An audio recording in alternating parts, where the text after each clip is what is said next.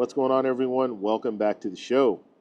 So, I want to show you guys this poll that was done. This is PBS NewsHour is showing this, and it says 75% of Americans think it is unacceptable for Congress members to threaten a government shutdown during budget negotiations to achieve their goals. And this is a PBS NewsHour, NPR, Marist poll, National Adults, interviews conducted November 6th to November 9th, 2023. 1,429 people participated in this poll, and the margin of error is plus or minus 3.4%. So 75% of those people who were polled said this. And we still have Congress people, and so obviously the vast majority of the people in this poll, now they generally do a pretty good sample size, so it's not just in one area. They're pulling different areas, different political affiliations, all of that. So when you're looking at 75%, that says a lot. But you still have Congress people who don't care. And there are some Congress people that want this shutdown to happen. And even though some of them voted against the continued resolution. Now, fortunately, it passed both the House and the Senate, and the president will sign off on it. However, we're still looking at January 19th. We're still looking at February 2nd. So there are two more opportunities for a government shutdown. And so that should be concerning to all of us. But when you do these polls and you have the vast majority of the American people saying that we should not be holding our economy, having this shutdown over our head just so politicians can get what they want, because that's basically what it's coming down to. We shouldn't do this, but some lawmakers don't care. And so, like I've said before, there's a huge disconnect when it comes to the American people and the lawmakers that represent these American people, because they don't care.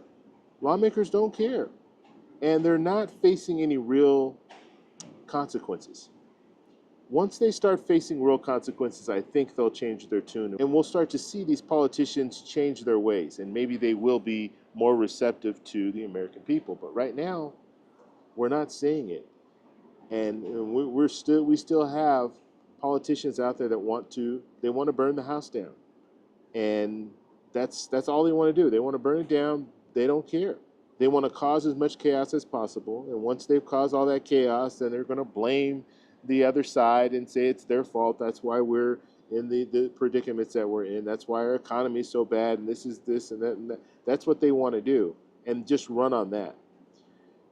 Politicians used to run on the things that they want to do, the things they want to do to help the American people. But now you have some politicians, they don't even run on that. All they run on is what's wrong. And they don't even give you any real concrete pathway forward. They're just telling you the problems. That's all they're focused on. Inflation's too high. Okay, well, if inflation's too high, what are you going to do to change that? They never get to that point because they don't have a plan to fix inflation. Their plan is just to complain about the things that are going on and hope that the American people will not ask them the tough questions, which they should be asking the tough questions. Look, if the economy's bad, if we have major inflation, how are you going to fix that? But they're getting away with it. And some lawmakers, the more problems they cause, the more chaos that we see in Congress, they get more money to run their campaigns. They get more money for their PACs.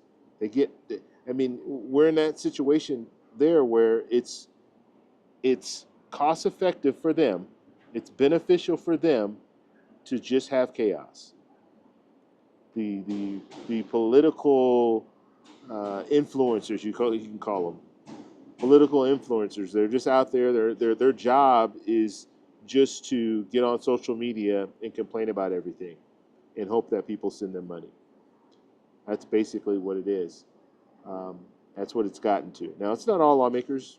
Sure, you have some lawmakers that are doing, they're trying to do good work. It's very hard because if you have some lawmakers that don't want to do anything, and then you have other lawmakers that want to do something, the lawmakers that don't want to do anything, all they need to do is just vote no on everything, and nothing goes anywhere because you can't get to that majority. And we're seeing in the Republican Party right now this major split when it comes to the representatives. There's a major split. And it's not a lot of people that are voting no, but it's enough. 8 or 9, that's all you need. You only need, what, 5 to vote no on a bill. If you have 5 Republicans that vote no on a bill, the bill's not going anywhere because you're not going to hit that majority.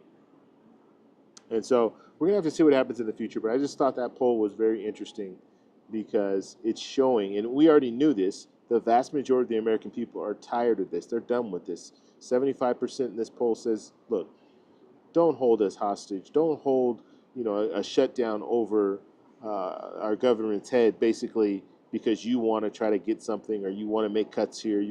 Don't do that. Negotiate. That's what you're there for. You're a lawmaker. You were voted into office to represent the American people, and part of that representing the American people means you're going to have to negotiate with the other side. Bottom line. If you can't do that, if you're not comfortable doing that, then you're not in the right job. And some lawmakers don't want to negotiate. They don't want to talk. We have the speaker right now, the Speaker of the House and the leader of the Senate. They don't talk to each other. So how do you get anything done if you're not going to talk with each other? So we'll see what happens in the future. Just wanted to put that on real quick. Anytime I see these little polls, I like to talk to you guys about them because it's a good indicator of where we are and where we could potentially be going. All right, I'm going to get out of here. They're doing some construction over here. It looks like they're fixing. Let me show you guys this. They're fixing there's a roof here. It retracts. So I'm at the mall, and the mall's not open yet, but they're doing some work on the roof. And it's really nice because it will retract so you're completely outdoor. And so you have an outdoor feel, but you're in a mall. So it's pretty, they do a lot of, they go all out at the malls in Colombia. They do a really good job of creating a nice atmosphere. I think malls are really important in Colombia. Whereas in the U.S., we've gotten away from malls, and a lot of people shop online and stuff. They don't do as much shopping online here, and the mall is kind of a central location where everybody meets and hangs out. Just like I'm saying, the mall is closed right now, but they still will allow you to come in and walk around, and even though the stores aren't open, you can still get your exercise and just come and hang out. And some of the stores are open, so you can get coffee if you want, things like that. So, okay, I'll talk to you guys in the next one. Make sure you comment below, subscribe for more.